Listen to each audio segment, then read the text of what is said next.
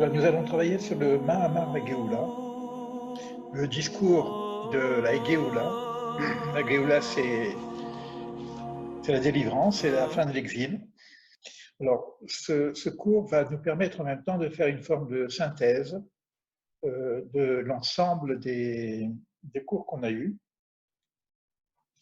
Alors, le Ramchal, je ne vais pas faire une présentation du Ramchal, c'est un kabbaliste du XVIIIe siècle, et qui est pour moi le cœur de l'enseignement que je partage au niveau de la Kabbale. Donc le Ramchal, un kabbaliste du 18e siècle, qui pour moi nous apporte aussi des réponses à toutes les questions du sens qu'on peut se poser. Donc, je suis vraiment désolé au niveau de la lumière, je ne suis pas équipé avec des micros, des machins, etc. Voilà, donc je vais lire des textes pour l'instant, et puis on va voir un petit peu comment ça avance, et si j'arrive à la fin pour cette partie qui me semble énorme, d'après ce que j'ai pu comprendre. Donc, quand on parle de la délivrance, on parle aussi du tikkun, de réparation du monde. C'est-à-dire que nous sommes dans un monde qui est un petit peu désordonné, qui n'est pas fini au départ, mais qui a ensuite été un petit peu mis à l'épreuve par les épreuves des hommes.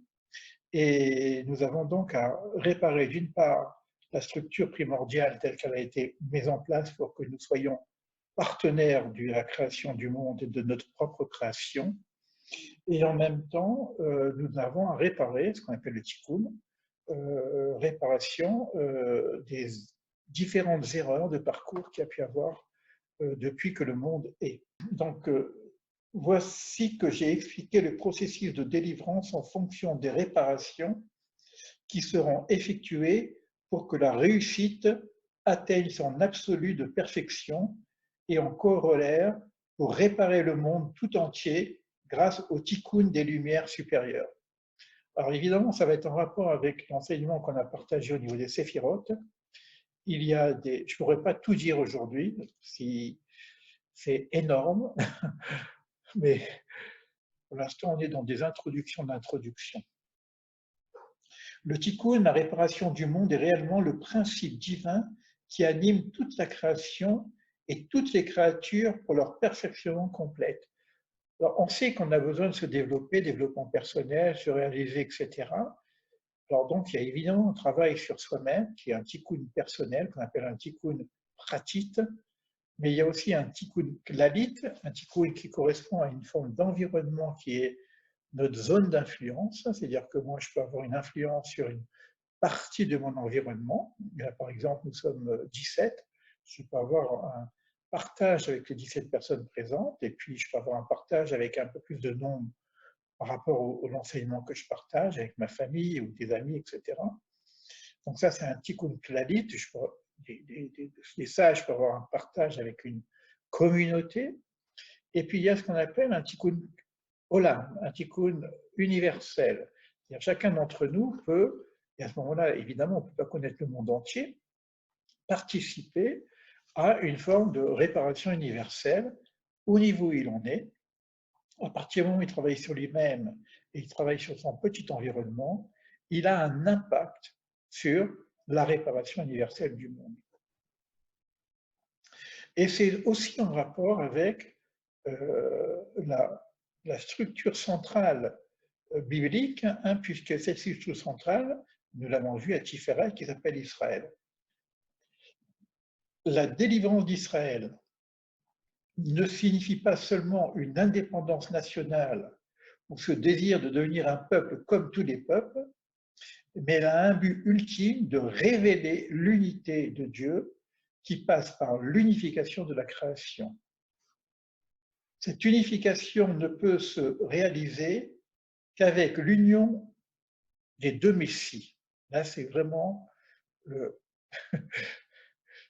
chidouche, la particularité de ce cours, où on ne va pas parler d'un messie, même pas de deux messies, mais de deux systèmes messianiques, qu'on appelle le Mashiach ben David, la structure de l'événementiel du Messie ben David, mais qui est précédé d'un événementiel qui, lui, dure beaucoup plus de temps, qu'on appelle le Mashiach ben Yosef. Pourquoi ce passage est extrêmement important?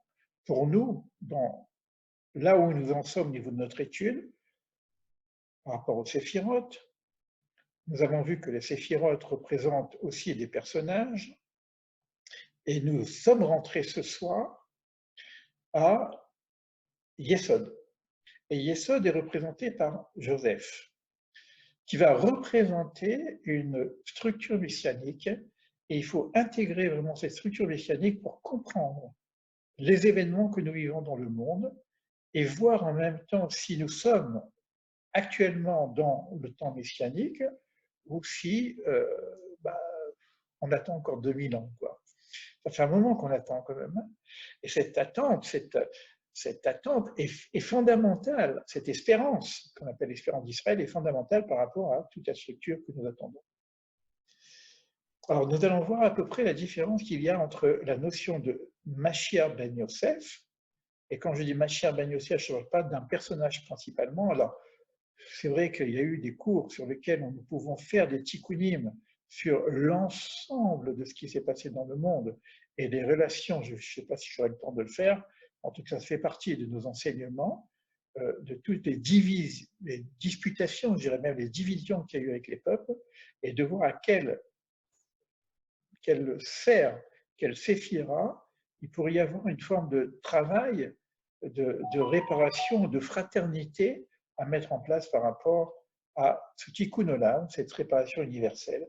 Parce que dès que je dis universel, j'intègre l'universel, c'est-à-dire le monde entier, malgré les divisions que nous avons aujourd'hui.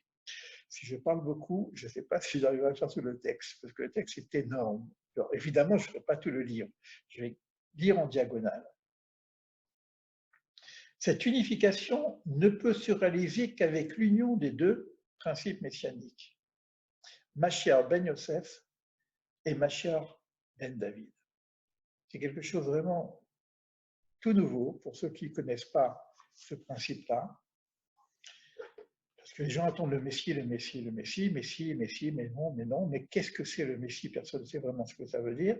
Et en même temps, on voit que la Kabbale va présenter deux systèmes messianiques, et le cœur du système va commencer par le Mashiach ben Yosef, Messie ben Yosef. Et c'est ensemble, ces deux principes qui vont, par ce rassemblement, cette nécessité d'unification de ces deux principes, qui va faire en sorte que l'ensemble de l'humanité va pouvoir en profiter. D'ailleurs, nous dit le Ramchal, il y a 70 enfants de Jacob qui sont partis en Égypte pour rencontrer Joseph, qui était en amont en Égypte, avec l'histoire que vous connaissez des frères qui ont jeté son frère.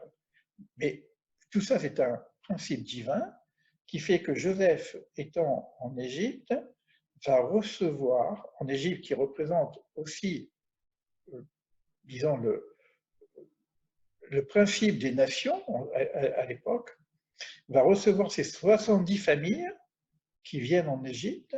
Mais pourquoi 70? Parce que ça correspond aux 70 nations. Ça veut dire que Joseph essaye, et il y a eu des ratés, ça n'a pas marché. Peut-être aujourd'hui ça peut marcher. J'aimerais bien aller jusqu'au bout parce que c'est énorme, parce que ce que je commence à comprendre, pourquoi 70? Parce que ça correspond à 70 nations.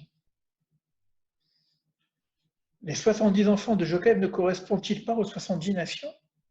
On sait que 70 familles, il y a un principe, quand on parle de 70 nations, évidemment, on peut imaginer qu'il y a plus que 70 nations dans le monde, mais il y a 70 racines de nations que vous retrouvez si vous lisez la Bible à travers ce qu'on appelle les engendrements, comment les nations après Babel se sont divisées et ont constitué des principes singuliers par rapport à chaque nation.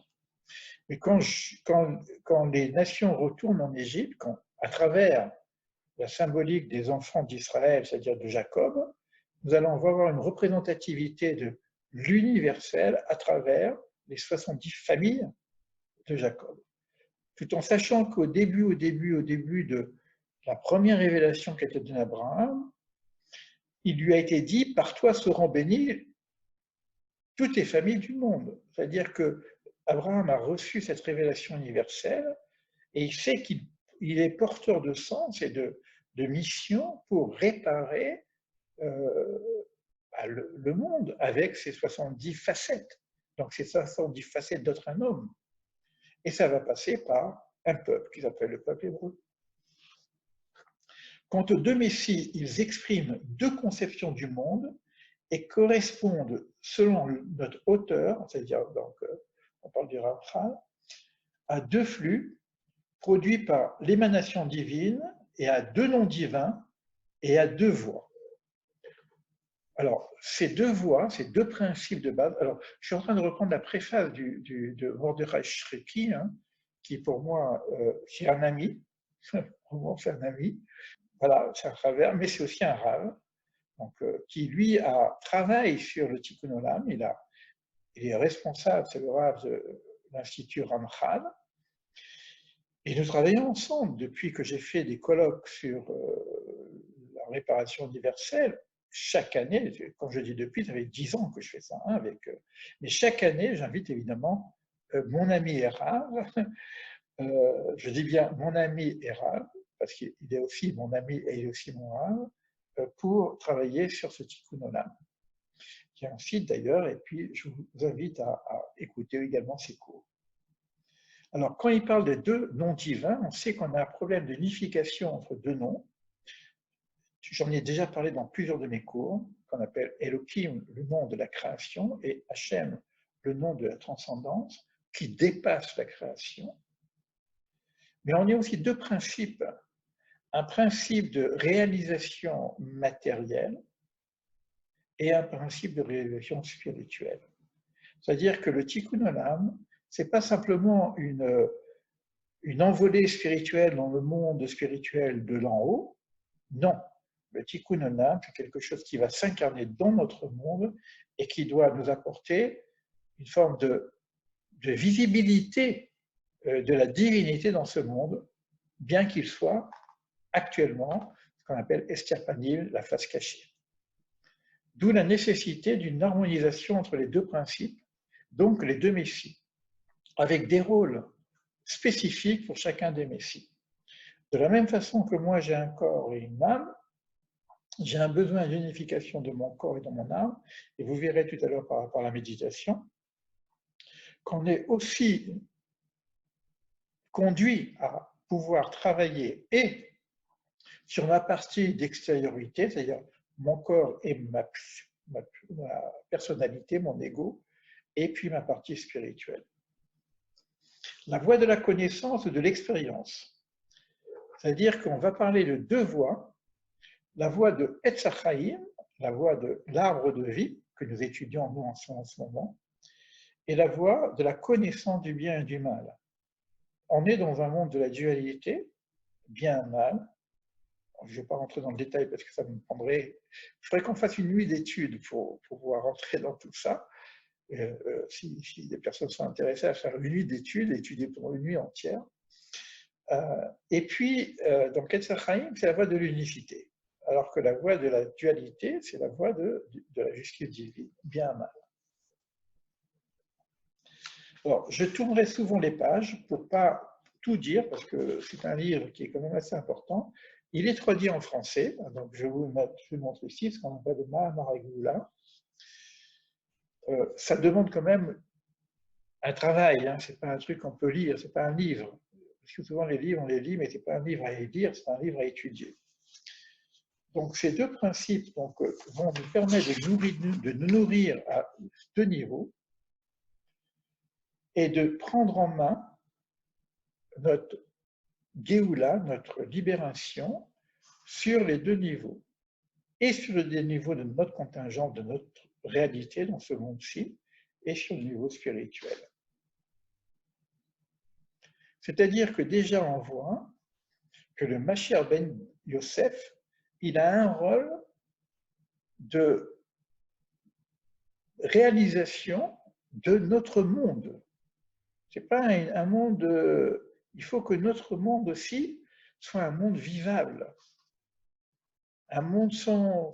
Et ça va passer peut-être par des choses très difficiles, je ne peux pas rentrer dans le détail, mais qu'on puisse avoir ce monde qui soit un monde vivable, qu'on arrête un petit peu nos disputations euh, dans tous les domaines. C'est-à-dire qu'il y a une forme d'incarnation dans un monde qui est un monde meilleur.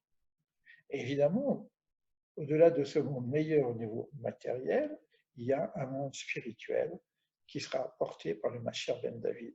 Donc, vous voyez qu'il y a deux articulations qu'il faut bien mettre en place. Alors, c'est-à-dire qu'il y a un temps messianique qui correspond au Messie ben Joseph.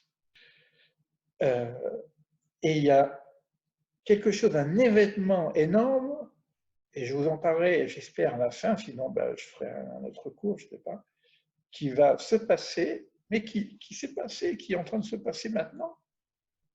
C'est un truc de fou. Je ne sais pas comment vous le dire, mais bon, qui fait, bon, évidemment, avec le confinement, etc., mais il y a quelque chose, il faut savoir lire les événements. Les kabbalistes ne sont pas simplement des gens qui planent un peu sur les sphères supérieures, c'est des gens qui savent lire le journal d'aujourd'hui et dire tiens, c'est marrant parce que, ouais, moi j'ai envie de vous dire tiens, c'est marrant parce que le Ramchal a dit quelque chose qu'on est en train de vivre aujourd'hui et qui est en rapport avec cette délivrance, qui est en rapport avec ce processus de préparation et de travail qu'on fait actuellement sur nous-mêmes. Je vous donne un petit peu envie de continuer, de m'écouter jusqu'au bout.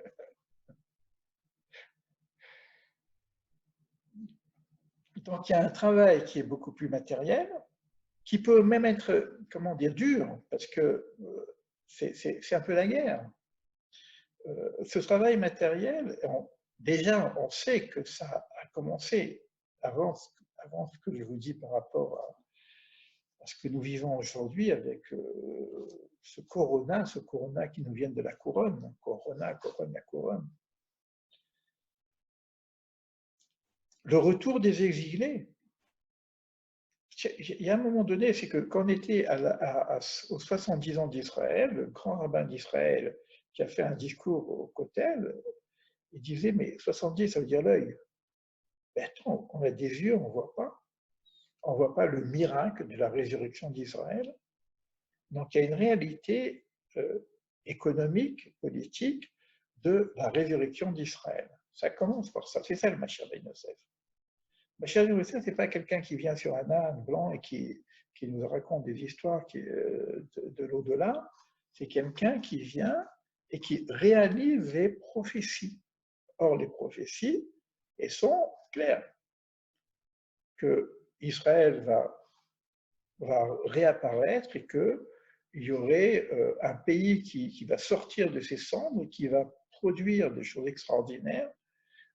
On appelle ça lumière pour les nations, mais en termes de lumière pour les nations, c'est aussi des choses matérielles, puisqu'on parle de fruits des jardins, voilà, des vergers qui vont. Voilà, si vous regardez aujourd'hui l'agriculture en Israël, je peux vous dire qu'actuellement, on n'a aucun problème de nourriture, quoi.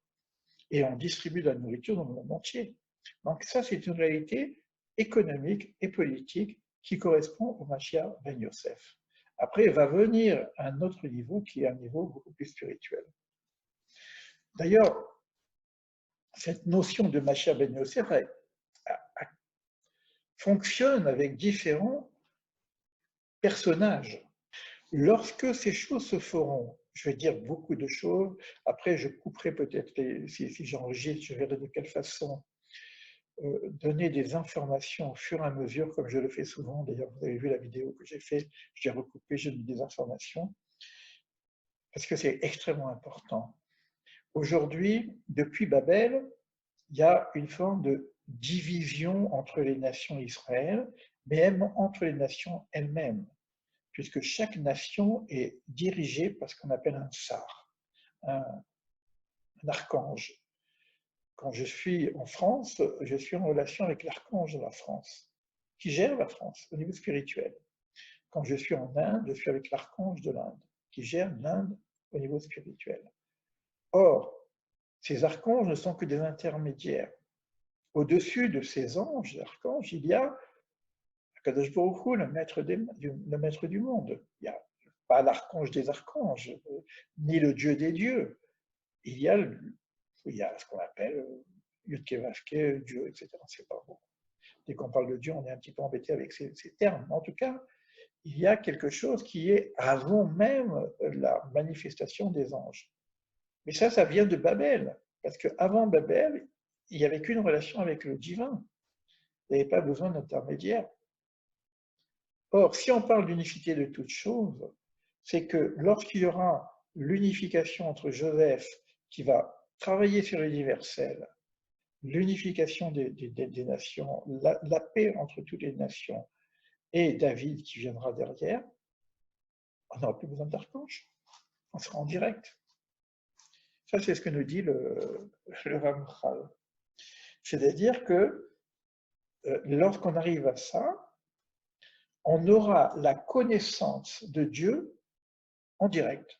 De Dieu, ce qu'on peut connaître de Dieu, et ce qu'on peut connaître, c'est l'unicité de toutes choses. C'est-à-dire que toutes les nations auront accès à cette connaissance, alors qu'actuellement, c'est divisé. Mais quand on dit Bayom Ahu Hashem Echad Ushmo Echad, viendra un jour où Dieu sera un et son nom sera un, c'est-à-dire bien que les nations ont besoin actuellement de passer par des noms différents et même des archanges différents, Bayom Ahu viendra un jour, c'est l'événement messianique final, où l'ensemble des nations seront en congruence avec un seul nom. Bayom Ahu Hashem Echad Ushmo Echad, viendra un jour où Dieu sera un et son nom sera un. C'est-à-dire qu'il y aura une accessibilité, et c'est ça le secret un peu d'Israël, on n'a pas aujourd'hui, même nous, en tant que juifs, on n'a pas vraiment. Mais c'est ça qui doit être révélé, et c'est ce qu'on attend au niveau de la notion de Mashiach ben David. Et c'est le travail de Ben Yosef pour nous préparer à cet événement-là.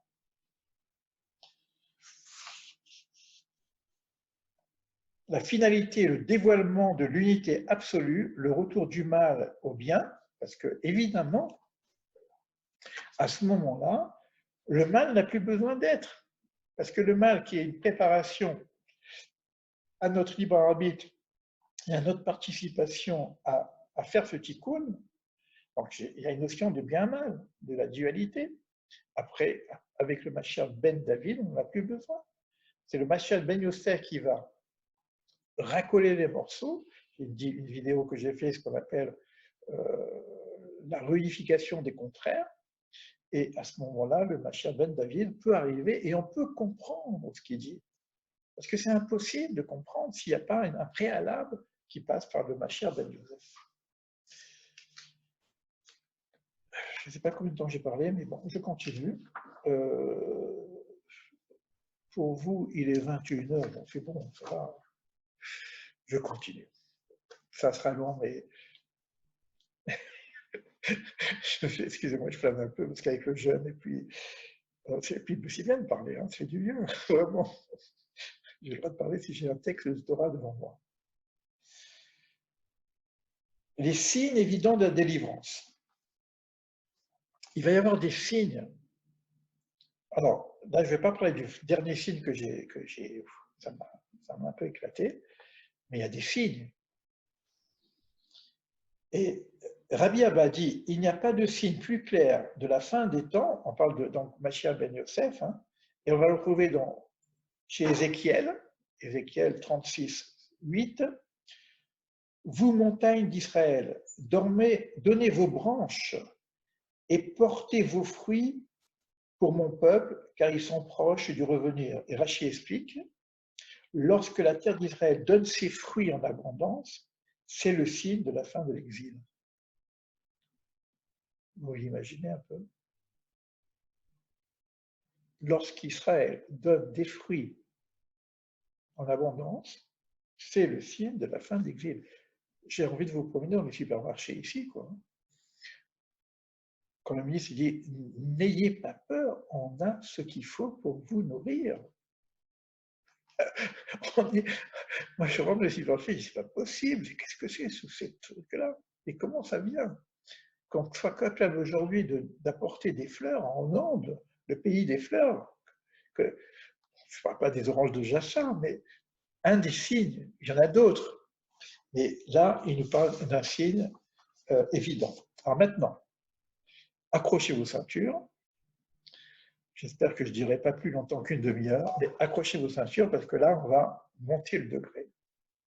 Les deux notions de Messie, ça s'appelle dans la Kabbale Pekida ve Zechira.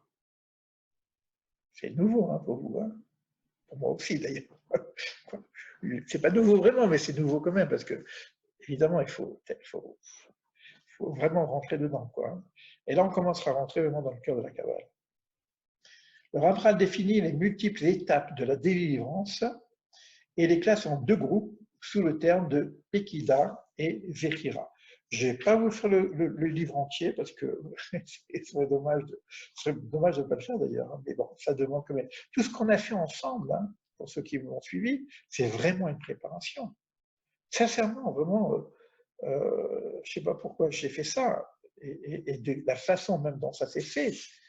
Merci mon Dieu. Moi, je le dis pour moi, en tout cas, merci mon Dieu. Parce que c'est vrai que vous avez des notions qui, c'est pas encore, et les dévoiler sur une façon qui soit lisible. Parce que ce que moi, quand je lis les textes, souvent, sont pas évidents. Bon, peut-être que j'ai cette pédagogie de vulgarisation, mais vous devez arriver à comprendre, parce qu'on parle au monde, on ne parle pas aux grands kabbalistes. Hein. Oui, ils ont des choses qu'on ne peut pas comprendre, mais nous, on veut comprendre. Donc, on a besoin de pédagogues. Alors, je vais vous lire que des titres et des passages, d'accord, pour arriver à comprendre. Alors, évidemment, vous avez compris que les deux niveaux de messianisme, qu'on appelle Pekida Zechira, correspondent aux deux systèmes messianiques, à Joseph pour la Pekida et à David, fils de David, pour la Zechira. Mais ce qu'il dit ici, je suis toujours dans les préambules encore, hein, que ces deux systèmes, ce n'est pas vraiment d'abord une chose et après l'autre chose. Il y a une forme de convergence entre les deux. Je ne peux pas dire que je m'occupe d'abord de mon corps et après je m'occupe de mon esprit, de mon âme. Je suis obligé de travailler les deux en même temps. D'ailleurs, vous verrez dans la méditation qu'on va partager ensemble que je tiens en compte de la méditation sur le corps, le travail sur le corps, la santé du corps, et vous verrez plus tard en quoi c'est important. Et aussi l'intelligence, qu'on ne soit pas des idiots. On a besoin, on n'a pas le droit d'être bête quelque part, parce que je vais avoir besoin de mon intelligence, donc de mon ego même, pour harmoniser les deux principes. Et on en parlera peut-être tout à l'heure dans la méditation. Et ça fonctionne ensemble. C'est-à-dire qu'il n'y a pas. C'est vrai que ça semblerait être deux époques, mais on ne veut pas dire que le Mashiach ben David ne fonctionne pas déjà. La différence qu'il y a une fonction qui est manifeste. Aujourd'hui, regardez le monde. Il y a des choses qui sont manifestes, et moi je vais vous parler des choses manifestes, et il y a des choses qui ne sont pas manifestes parce qu'on ne voit pas, c'est la façade cachée. De la même façon qu'on a une Torah cachée, une Torah révélée. De la même façon qu'on a une âme qu'on ne voit pas et un corps qu'on voit. Mais les deux fonctionnent en parallèle. Il y a, quoi qu'il en soit, une continuité des deux fonctions, à part qu'il y en a une qu'on voit et une qu'on ne voit pas, mais à la fin des temps, on verra les deux. C'est ça qui est magnifique. Nos sages mentionnent l'existence d'un Messie descendant de la lignée de Joseph, dans le Talmud. Hormis le Messie, on pourrait dire par excellence, le Messie ben David, il y a un Messie préparatoire ou une époque préparatoire qu'on appelle fils de Joseph, qui va précéder apparemment au niveau du temps, bien que l'autre fonctionne d'une façon cachée, comme je viens de le dire. Alors maintenant, la question, pourquoi deux Messies? Pourquoi deux principes? Selon le Ramchal, ces deux principes expriment deux grandes manifestations de la divinité. Le monde spirituel et le monde matériel. deux manifestations de la divinité. Les gens me disent, ah, le matériel, moi je suis dans le spirituel.